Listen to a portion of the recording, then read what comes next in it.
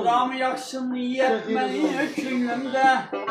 Her kim sağ oturgay öyle köyümde. Odam yaksın yetmeni köyümde. Her kim sağ otursun öyle köyümde. Geleverimiz yine yakşı gününde. Geleverimiz yine yakşı günlerde. Bir yine bir taksi hoş geldiniz. Bir yine bir taksi hoş geldiniz.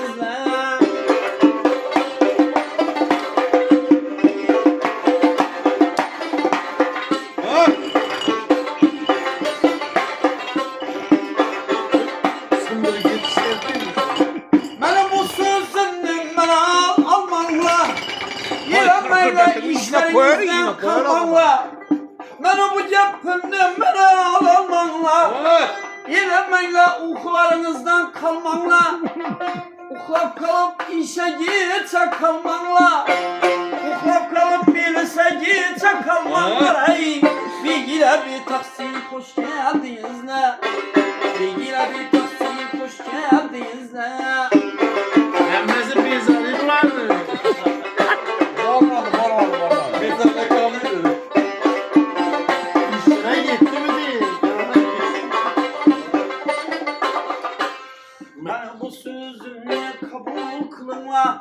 Gel rakip. Hem dar olsanız da anlayıp bilginle.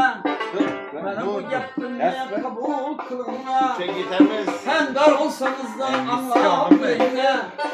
Gazal sap bulgan son ey derrut kılınla. Fatih okulgan son derrut kılınla. İlgile bir taksi Esen akıda kalma. Efendim. İlgile bir taksi Hayır Zarak. Zarak Bey. Altın çisağı tindi. Zarak Bey. Ha? Alex. Kase. Al işte. Koy iyisi mıdam külle kudada. Koyma elini. Kudadan başkanı salmıyor diyada. Koy iyisi mıdam külle kudada. Kudadan başkanı salmıyor diyada. Perzentlerin ömrü bol gay ziyade. Balalanın ömrü bol gay ziyade. Bir yine bir taksi hoş geldiniz. Bir yine bir taksi hoş geldiniz. İndi ben sözümü eyledim tamam. Her kim sağ oturgay aman. Sonra da aytınla bizlerden salam. Sonra da aytınla batıdan salam. Hacıdan. Bilgiyle bir taksi dinle.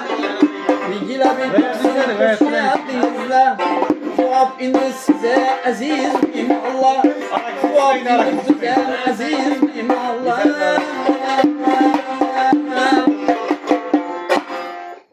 Zıngaz. Yeni işte